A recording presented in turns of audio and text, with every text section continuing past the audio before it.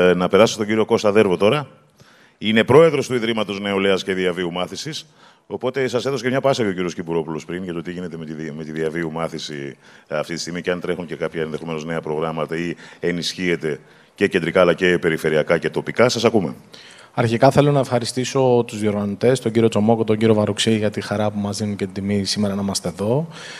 Να τους πούμε ένα μεγάλο μπράβο, γιατί πέρα από την ομορφιά της ηλιακής γης και την πολιτιστική κληρονομιά η οποία υπάρχει εδώ, αναδεικνύει και τις αναπτυξιακές δυνατότητες τις οποίες έχει ο τόπος μας. Να πω ένα ευχαριστώ δημόσιο και στην κυρία Υπουργό, την κυρία Ζέτα Μακρύ, με την οποία έχουμε αγαστή συνεργασία. Με τον κύριο Μπούρα, τον Πρίτανη Πατρών, ο οποίος είναι ένας από τους Πριτάνες που δεν μασάει τα λόγια του και δεν φοβάται το πολιτικό κόστος. Ξέρει αυτός κατηδίαν συζητήσεις και τις συνεργασίες που έχουμε κάνει. Τον καλό φίλο τον Στέλιο, που συνεργαζόμαστε μαζί όχι μόνο για τα ζητήματα των ΑΜΕ, αλλά και για άλλα ζητήματα που αφορούν τη νέα γενιά. Και προφανώς τον καλό φίλο, τον Ορφέα Γεωργίου, ο οποίος ηγείται της νεολαίας της ΟΝΕΔ. Ένα πολύ όμορφο πάνελ με ένα πολύ επίκαιρο θέμα, τις δεξιότητες και την εξωστρέφεια. Οι δεξιότητες στις μέρες μας είναι ένα από τα πολύ σημαντικά ζητήματα, το οποίο πραγματικά είναι ένας μοχλός ανάπτυξης τόσο σε κομμάτι κοινωνικό όσο και σε οικονομικό. Δεν είναι τυχαίο που τα τελευταία χρόνια βλέπουμε να υπάρχει μια έκρηξη μεγάλων επενδύσεων στη χώρα μας, πέρα από τις φορολογικές δυνατότητες και ελαφρύσεις τις οποίες έχει δώσει αυτή η κυβέρνηση στους μεγάλους ομίλους και το φυσικό περιβάλλον και κάλος της χώρας μας, υπάρχει και το ανθρώπινο δυναμικό, το οποίο βλέπουμε ότι έχει καλλιεργηθεί τα τελευταία χρόνια αυτή η δυνατότητα να μπει μέσα σε ένα χώρο εργασίας και να προσδώσει ακόμα παραπάνω σε αυτή την προσπάθεια η οποία γίνεται.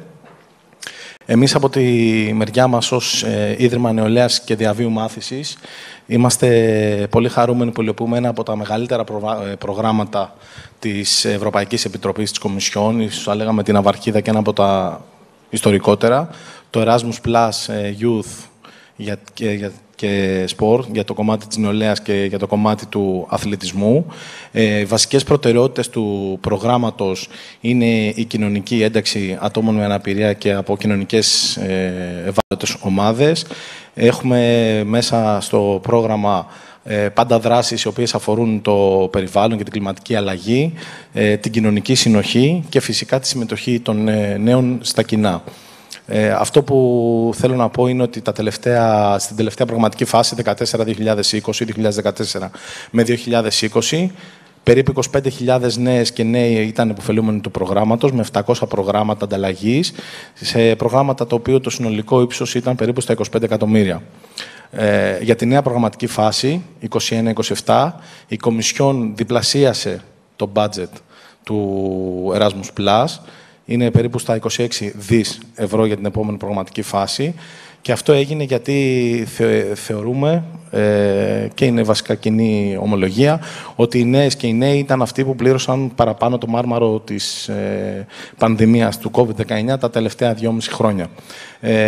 Πραγματικά πιέστηκαν πάρα πολύ, κλείστηκαν μέσα άνθρωποι οι οποίοι είχαν όνειρα, είχαν προοπτικές για τη ζωή τους, είχαν περάσει στο πανεπιστήμιο, στερήθηκαν την αίθουσα διδασκαλίας. Ξέρω να σας πει και ο κύριος Μπούρας πόσο δύσκολο ήταν όλη αυτή η μετάβαση, η οποία έγινε και επιτυχώς βέβαια με την τηλεκπαίδευση.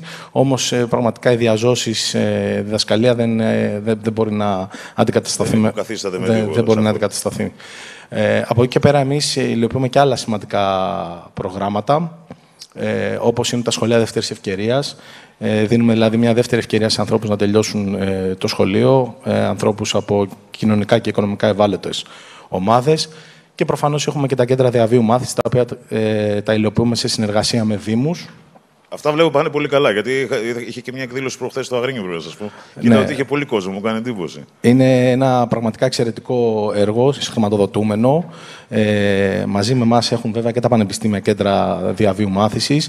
Γενικά βλέπετε ότι υπάρχει μια ευρύτερη προσπάθεια, είτε από την πολιτεία είτε από τα τριτοβάθμια ιδρύματα, να γίνεται εξέλιξη συνεχώς στις δεξιότητες και σε βασικά ζητήματα και θέματα τα οποία αφορούν, τα οποία και αλλάσουν. Δηλαδή τα ζητήματα αυτά δημιουργούνται με βάση τις ανάγκες που προκύπτουν ανά πάσα στιγμή. Άλλωστε ζούμε σε ένα διαρκές μεταβαλλόμενο περιβάλλον και αυτό που θέλω να πω κλείνοντας είναι ότι δυστυχώς βρισκόμαστε το 2022, στο τέλος του 2022, παραμονές του 2023, και έχουμε εδώ ένα πρίτανη ενός ελληνικού πανεπιστήμιου να μας λέει ότι πρέπει να υπάρχει αναθεώρηση του άρθρου 16. Πράγματα τα οποία τα θυμάμαι εγώ σαν φοιτητής να τα συζητάμε το 2004, το 2005, το 2006.